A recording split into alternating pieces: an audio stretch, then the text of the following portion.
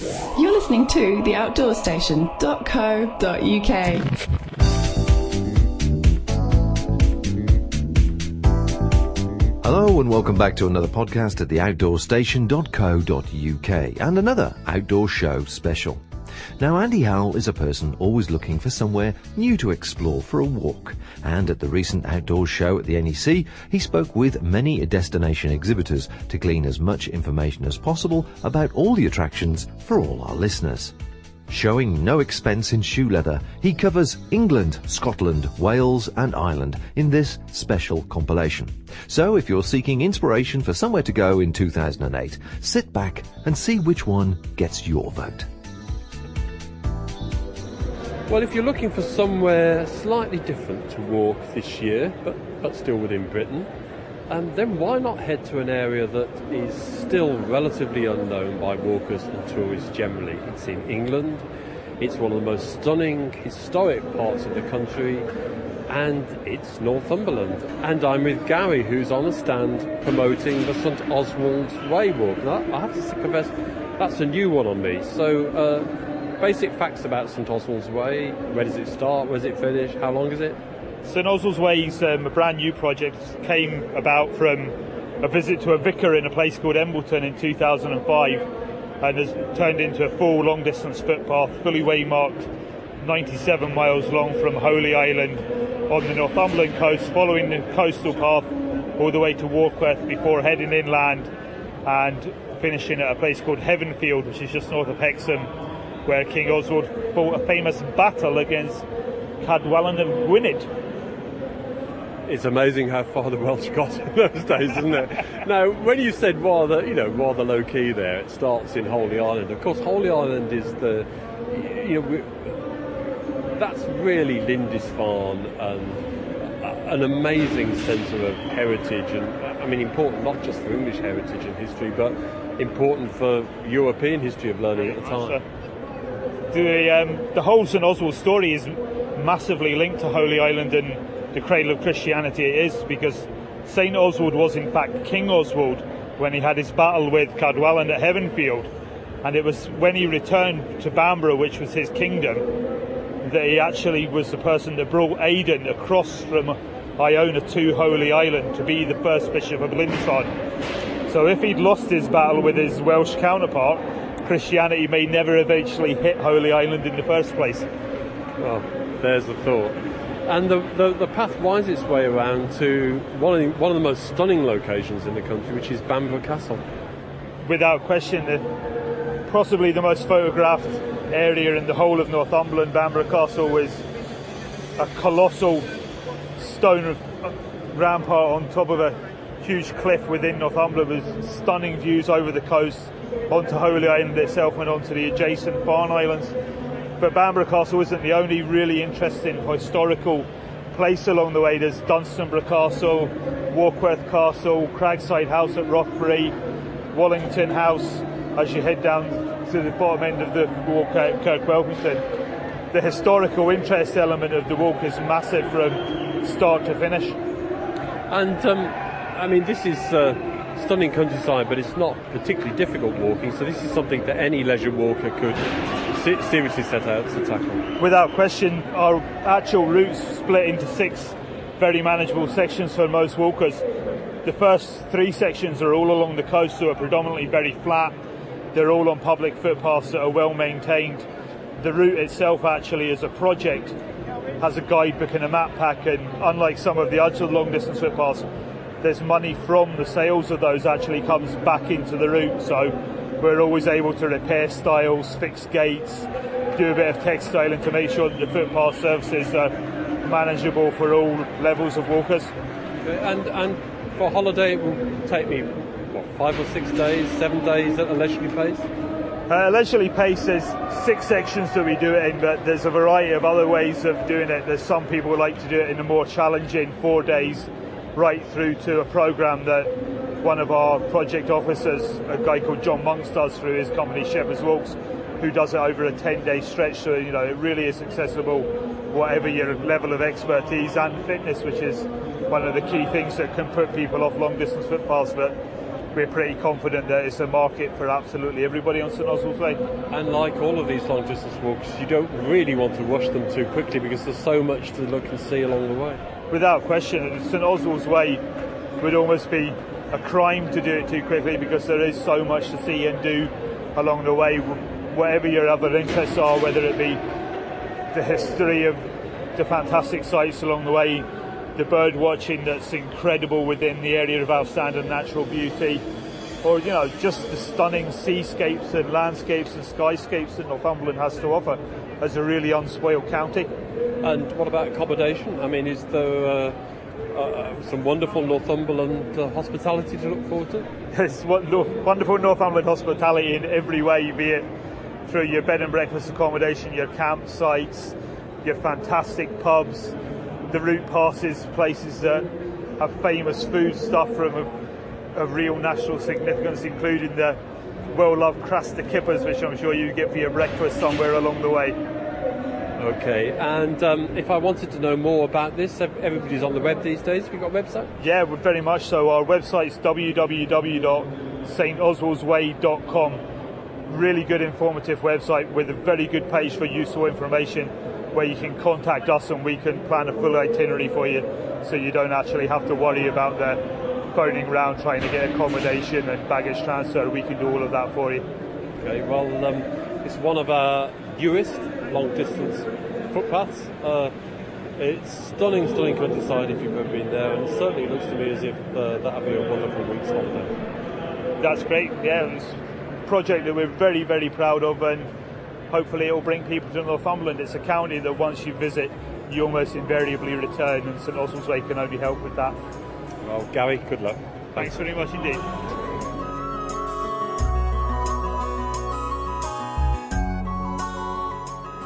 There's no doubt that Scotland has some of the finest hill walking and long distance walking in the world, and also it's a place that really does value the outdoor economy and appreciates it.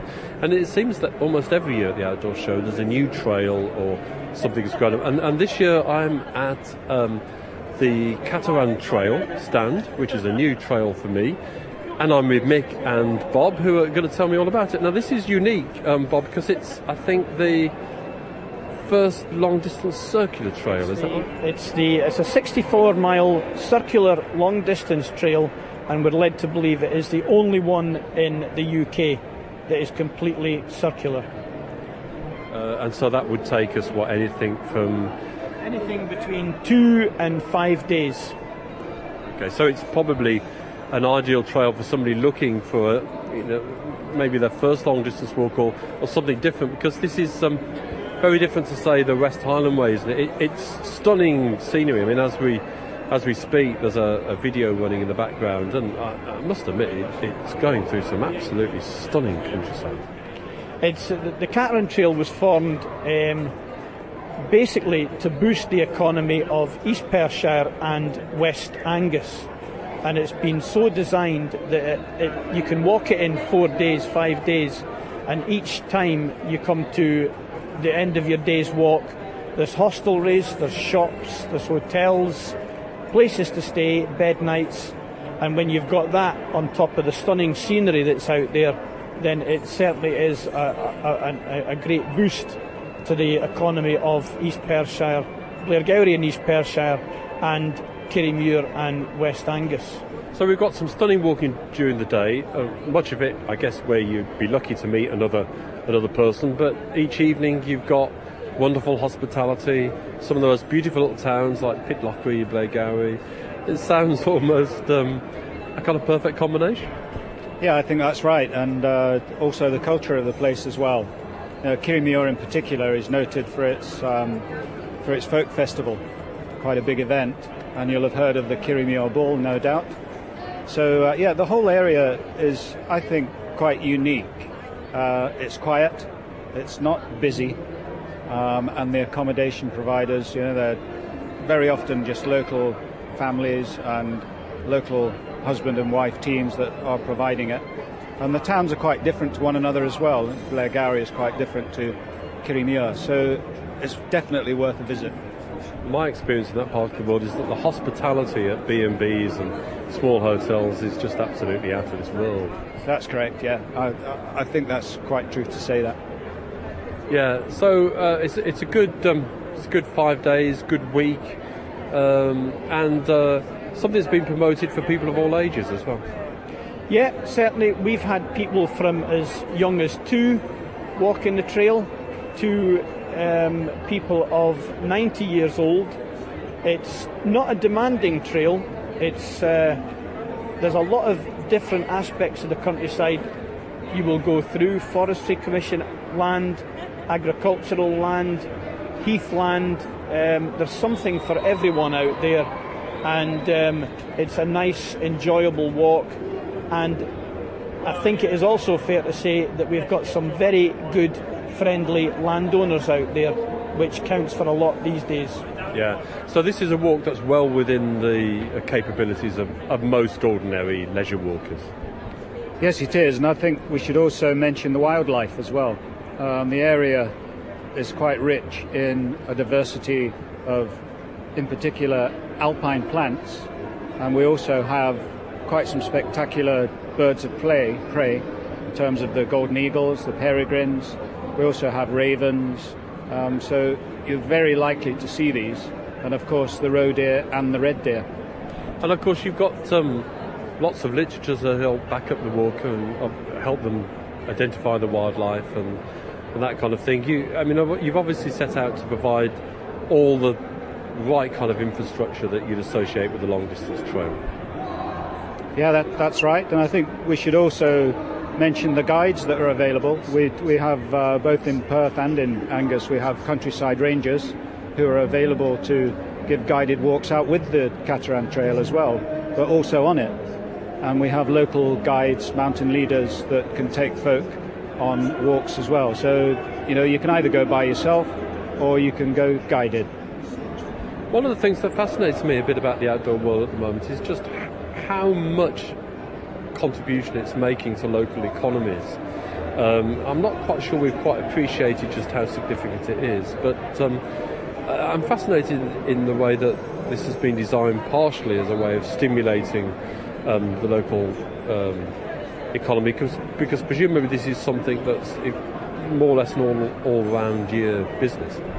Yeah, I think because we're not, technically speaking, we're not in the Highland of the Highlands. Obviously we do get a fair amount of snow and what have you, but on saying that, you can walk the Cateran Trail all the year round. It's very well signposted. Our logo is a heart, because we're in the heart of Scotland for one, and the actual, when you look at the route on a map, there's a sort of a significance of a heart there.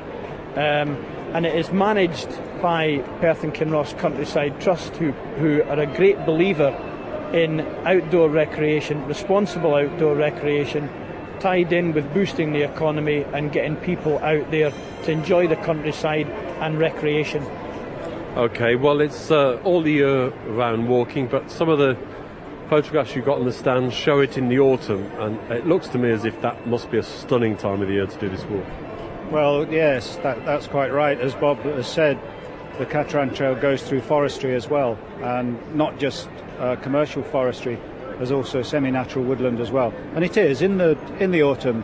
The colours are quite stunning. Yeah, well, certainly looking at these photographs, it looks absolutely fabulous. And if somebody's thinks, "Oh, that's the kind of thing for me," these days everybody's on the net. Where would they go to find out more about the trail? As far as the Cateran Trail is concerned, you can either get information on it by going on www.pkct.org. There you will get all the information about the work of the Countryside Trust and the Cateran Trail, and all the rest of all the paths pertaining to Perthshire, certainly, that we manage, we look after. And presumably there's lots of other little cultural highlights on the way. I mean, I seem to remember the last time I was in Pitlochry visiting the smallest distillery. The smallest distillery, which is Moulin, it's up at Moulin, but it's called Edredour Distillery. Moulin also has a lovely brewery up there, and the real ale is second to none. I can vouch for that. It's certainly fantastic, and there's certainly a wonderful welcome up there. And well, good luck with this. It looks fantastic. So Cataran Trail, certainly one to add to your list of long distance walks. I think, as Mick pointed out, when you look at the scenery behind us, one of the best times to see Perthshire and Angus is in the autumn, when you've got those lovely brown autumnal colours, which goes with a fine whisky that I'm going to offer you now. Oh, lovely, lovely. What two wonderful gentlemen here. Mick and Brian, thanks very much.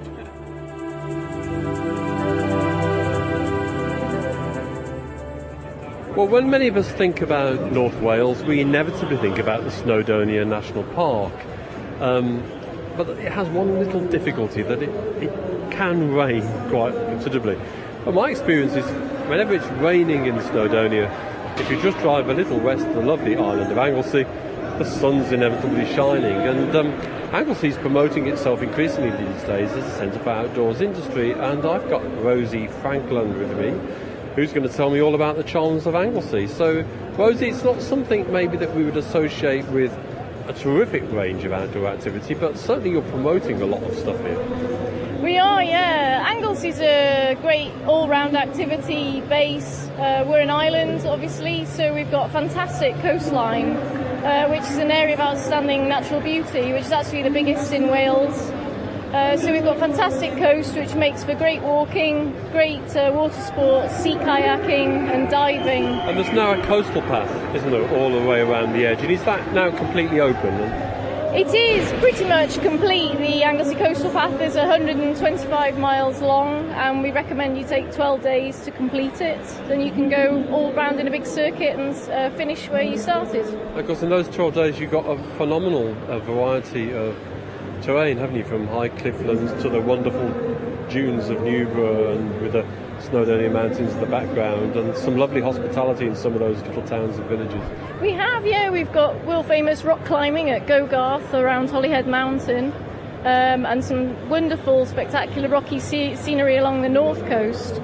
And then the south side is sand dunes, huge sandy beaches, really popular with windsurfing and kite surfing down on the southwest. So yeah, we've got a bit of everything.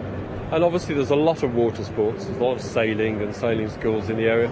But you've also got, you're promoting cycling, kite surfing, climbing, walking, golfing, diving.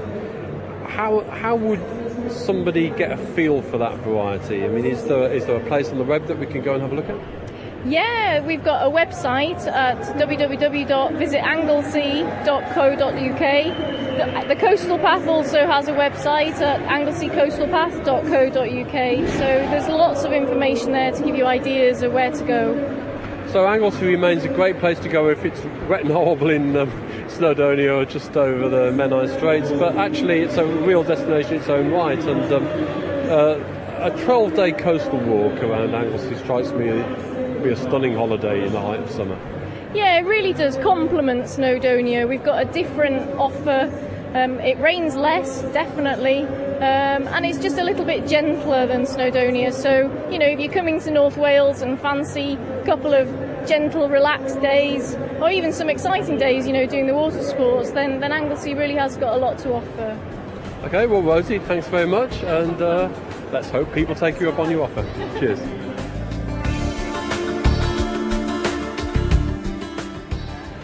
Now, the whole world over, Ireland is known as a phenomenal tourism destination, not least because of that amazing hospitality and warm welcome, but perhaps it's not quite as well known as an outdoors destination. But each year at the Outdoor Show, there's a massive Irish stand, and it's always one of the busiest.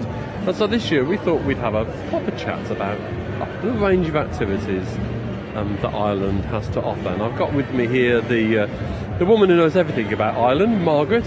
Margaret, what kind of variety of things could the outdoor enthusiast expect to be able to do in Ireland? Well, first of all, Ireland really is an outdoor destination, and one of the important points of getting from Britain to Ireland has never been easier, either by air or by sea.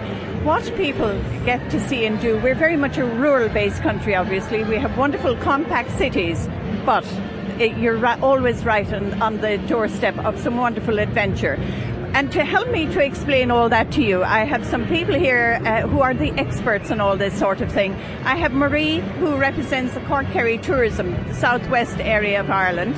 And Marie will tell you what Cork and Kerry have to offer. And then we have Kay Woods, who organises all sorts of outdoors adventures. So you get a total package from us. Now, Marie, I have to say that, it doesn't always rain. I spent 2 weeks in Cork this year, and the weather was fabulous. It was like being in the Mediterranean. So, come on, sell us the absolute splendours of the southwest of Ireland, because it is just the most fabulous destination, isn't it?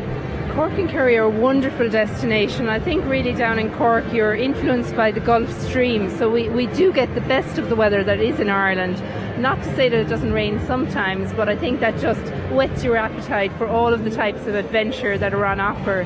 And they are both land and sea-based adventure. You have the soft adventure in terms of walking and cycling, but you also have all of your activities like kite surfing, sailing, mountaineering, windsurfing, whale and dolphin watching. So there's really something for everyone, no matter how you position yourself as an adventurist or an outdoor pursuits person.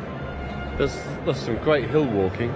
Obviously, the Ring of Kerry is very well known, and the hills that all around the place. And there's some wonderful island coastal walking as well. But it also strikes me as being the kind of place that's phenomenal for a cycling touring holiday or something like that. Yes, really you've got 5 wonderful peninsulas down there. You've got the Dingle Peninsula, the Kerry Way, then you're out the Berry Peninsula, the Sheepshead Way, right down the Cork coastline, right over to Youghal. And in terms of that, you're looking at both walking on a number of those routes and also cycling. We've the Tour of Ireland who came to Ireland last year, and that was an international cycling route which had spectacular scenery on offer. This year we have very much an adventure challenge that's taking place in the region, which will highlight all of the types of activities, and that certainly is for the most daring of us. And I think Kay can tell us a little bit more about that. So Kay, come on, if I want to be really daring down there in the southwest, what kind of things can I look forward to? Well, if you want to be really daring, there is everything you can do. And as Marie said, we have the Touros race, which is a World Series race. That's starting the 14th of June to the 22nd. And it covers 650 kilometres, starting in Dingle Peninsula and taking in 5 peninsulas in southwest. Now you have mountain biking, mountain trekking, kayaking, sea, lake and seawater kayaking. There's running, equestrian, and there's a whole lot of different things like that. And to finish then, there's a dramatic 500-metre Tyrrelline crossing at the Gap of Dunloe for the final stage. So that is for the real adventure people in June. But, in the southwest we have things for everybody as well, and we have lots of soft adventure, walking, cycling as well. And I'm happy to be here promoting holiday packages for walking and cycling. Now, Cork and Kerry are great destinations because, in a sense, you're never far from water, you're never far from hills, amazing coastline stretches.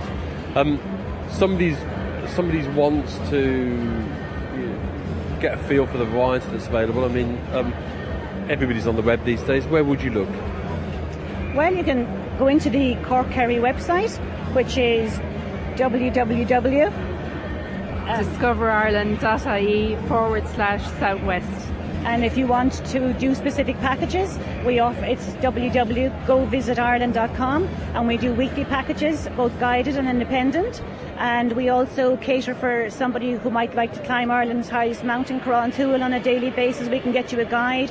And we'll also look after individuals who want to tailor make a package. And, it might be a couple who want to do a day or two walking. We provide guides as well. So if you contact either the tourist board or ourselves, we'll always look after you no matter what you want to do. So, whether you want to be independent, you want to be guided, there's something for you, kayaking, walking.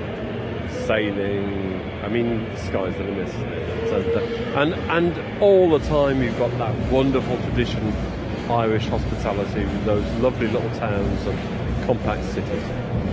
Yes, I think what makes a holiday in Ireland different is it's the heritage, it's the culture, it's the crack of the local people, and it's really when you stay at a local bee or farmhouse and you want to take your walking holiday. We've spoken about the adventurous who want to do the highest mountain like Carrauntoohil, but there's really something for everyone who want to just do an hour or two or just a stroll. There's lovely forest walks, Shrine walks, beach walks, etc. So I mean, there's really something for everyone at everyone's level, and I think that's what we want to stress.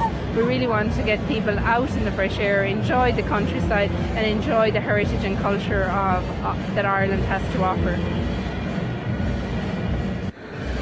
Now, the southwest may be wonderful, but if we move just a little bit more further north into the west, we've still got some stunning countryside, and I've got with me Marie and Richard.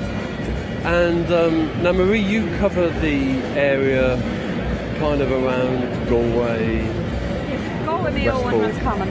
Now, those are, very rugged coastlines, mountainous areas, good diversity in the type of landscape there, and not for the faint-hearted in some occasions. No, certainly not. I mean, I've done some walking on the Mayo coastline there, and it's very secluded. I mean, you walk all day without seeing a soul, but it's absolutely beautiful kind of coastal walking. Yeah, yes, some of the most beautiful scenery, I'd say, in the country to be seen up around those areas. Also good though for surfing and other types of adventure sports as well. Everything is pretty much covered. And again, lots of very warm, friendly people there, very happy to help you along to make your stay very memorable and keep you in tune with everything that's going on in the area, to keep you up to date and send you along your way. Okay, so it's maybe a little bit more remote than Cork and Kerry, but some people prefer that, don't they? Yes, it gives the option to people. There are very much the guided walks, very much just the looped walks mapped out, and then you have the option of going for somebody that's more adrenaline based to go out there. And of course we have the Gale Force adventure races there in September.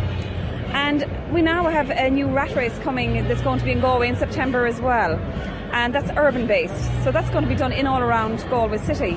So it's really covering everybody, if you don't want to be out there up to your knee in the bog, you can be in around the city and the nice and concrete jungle in there, climbing the buildings and swinging out of cranes, etc. So that's all on board for us for this year. Now, Richard, you're based on Achill Island, which is a kind of almost iconic location on the west coast of Ireland. It is really quite unique, some fantastic walking, but lots of other adventure activities as well. Yes, indeed. Achill is certainly, as you said, it's iconic in its own right. Lovely hills there. You have Schlievemore, Minnon, Crohan, a couple of thousand feet, Schlievemore and Crohan. You have 5 blue flag beaches there. The hills, you have the islands just off Achill there, Clare Island, Inishturk, Inishboffin to the south, and to the north then you have Blacksod Bay and Belmullet. And you can see many of these lovely sights from the hills on Achill. And certainly the terrain and the diversity of the terrain is quite unique, it's quite distinctive. As Marie mentioned, yes, there are other activities there which people can participate in. We have a passenger boat called Lady Schlievemore, which we have sightseeing tours. It's covered in 12-seater, finished to a nice specification. We travel around Clew Bay and Blacksod Bay, and we visit places like, for example, the island that John Lennon bought in the 1960s. And there's another, the old pirate Queen Grace O'Malley, who came to visit Queen Elizabeth in the 1500s. We follow in her footsteps as well. So all in all, lots of things to do for all ages, all abilities, and the whole region. We're flagging it as the outdoor capital of the country. There's huge diversity, the great mixture of urban and rural life, and places to go and see. Now, of course, one of the things I think that would be, if you're going to spend 2 weeks in the summer in the west of Ireland, you don't I mean, yes, you do want to be up on the hills or in your kayak doing all those kind of things, but it would be a shame to spend every day doing that, because some of the towns and the cities are lovely, lovely places in their own right, aren't they? Yes, the towns in and around the west of Ireland are only beautiful. Galway itself is a very medieval town, and it's very much into the arts and culture as well. Always something happening in Galway. There's always something to do. Always plenty of music. Plenty of street entertainment. Just to walk around the city itself. No fear of getting lost around. I know a lot of people like to go and find the traditional music and try and find the crack that way, but this is part of the country where you really do find it, isn't it? Yes, as much in the city as in the outskirts of the city, very much geared on it. People in Ireland actually appreciate it as well. It's not just specifically that it's all geared towards the tourists. I mean, people get involved still every night and still love to go out and enjoy it. So when you're out there socialising, you're sure to meet the locals and get in and, really appreciate music and arts and, all the nightlife as well as the adventure. Just to round up the day, just the few pints, all goes with it. Fabulous. Now, as we've seen throughout the show, the notion of the environment and sustainability is becoming a big theme in the outdoors world, quite rightly so. And, in that area of the west of Ireland, between Westport and Galway, we've got the Delphi initiative, and I've got Rory with me here to tell me about it. And this is very much founded on kind of sustainable, environmental friendly principles, isn't it? That's right, yeah. When myself and my wife Aileen took on the Delphi project a couple of years ago, what we aimed to do was to provide an exceptionally good tourism product in the outdoor industry in terms of walking, kayaking, surfing, also the spa and wellness side of things in terms of seaweed baths, in terms of massages and all the rest. But we wanted to do it in an environmentally, ethically sustainable way. So we don't use motors, we treat all our own waste, we recycle everything on site. We're moving towards 100% wood chip heating. We have solar and wood chip as our main source of energy now. So we won't have, by the end of this year, we'll have no carbon fossil fuels at all being used on site. As I said, we treat all our own water. But none of that is compromising the fact that we offer a 5-star product. We have beautiful suites that can accommodate people, they're 1,000 square foot, anyone's tastes, right down to hostel style accommodation, which is an authentic outdoor adventure type bunking, So you have everything from the top to the bottom in terms of styles of accommodation. That's bunking, not bonking, which is both of which are absolutely allowed, if not encouraged. No, it's a fantastic place, and as I said, it is a really good spot, and we do pride ourselves in providing a very strong adventure product in terms of the hill walking in the area. Wheeler is the highest mountain in Connacht. Now, this area is, it's not isolated because it's easy to get to, but it's got very much a strong wilderness feel to it, hasn't it? Yeah. You're those people that don't know the area but perhaps know Scotland, it's at least as magnificent as some of the best parts of West Scotland, I think. It is indeed, yeah. It is. I mean, to say it is, nowhere in the world is isolated anymore with the modern day transport. You can get to anywhere fairly quickly. But in saying that, I mean, this is as wild as it gets in the west of Ireland, and as wild as it gets in Europe. I mean, in the radius of where we are, like in a 10-mile radius, there might be 20 or 30 people living. It's a very, very rural place. It's very unspoilt, and it's a magnificently wild, strong place to be.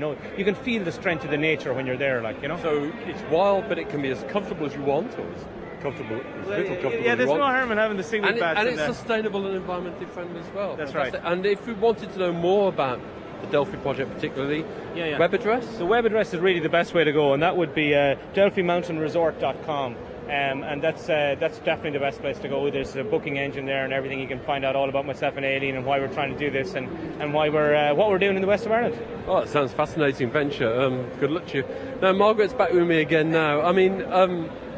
Everybody's been very, very enthusiastic about everything, and we've dealt with the rest of Ireland from the west down to the southwest. But of course, there's much more to the country than that. There's an awful lot more to the country, and of course we, Tourism Ireland, we market the whole island of Ireland, from Giant's Causeway down to Dingle, and from Derry down to Wexford, and every place in between. And Northern Ireland is a magnificent part of Ireland as well. It certainly is, isn't it? And still relatively underexplored. It's still relatively underexplored. And of course, for any of your listeners or viewers, the best way to get information is to visit our website, Your Very Own Ireland, or Discover Your Own Ireland, discoverireland.com. And all the information is there on the whole island of Ireland. Now, we've been saying earlier that, yes, of course, it's a fantastic outdoors destination, but it seems to me it would be a bit of a waste to spend all your time just doing that. If you were in Ireland for a couple of weeks in the summer, you would want to investigate some of those towns and cities, wouldn't you? Because they're something special. Oh yes, I mean that's the whole thing about it, is that there's so many different things to do. You just might want to walk for half a day. That facility is available. The pubs in the evening, the traditional music, the wonderful food. You can go on food trails, you can visit gardens, you can listen to wonderful traditional music. And it's all there. And the towns, the shopping is great because nearly all little individual family-owned shops, different types of products. You will have the high street shops as you find here, but throughout Ireland it's different. It's a different culture, totally. It's still got the charm and the character of those towns. Yes, and it's the friendliness of the Irish people. And we, believe it or not, the visitors from Britain are the most important visitors. They're our greatest number of visitors come from Britain every year. Well, I know there's still a lot of people that haven't visited, and maybe people that haven't visited for quite a long time, and they should certainly make the effort to go, because that hospitality makes it just something special. Thank you very much indeed. Yes. Okay, well, something for everybody there, whether you're a hill walker, kayaker, sailor, fisherman, anything you can think of. Almost anything's available in Ireland. Anything you want to do, just speak to the local Irish people and you'll get doing something, even if it's just passing the time of day, relaxing, chilling out, talking. You know, why not? Come and visit us. And you can't say better than that. Margaret, thanks very much. You're very welcome. Just a quick reminder to make sure you subscribe to the RSS feed in iTunes or some other similar podcatching software, or you can keep popping back to the Outdoor Station for more varied content from the Outdoor Show, which will be released very soon.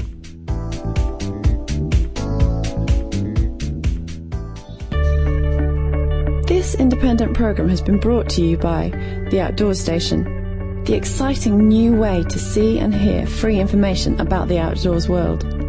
If you're a blogger, or if you have a website, you can now incorporate any of these podcasts directly to your site, completely free. Visit our website, theoutdoorstation.co.uk, for more information.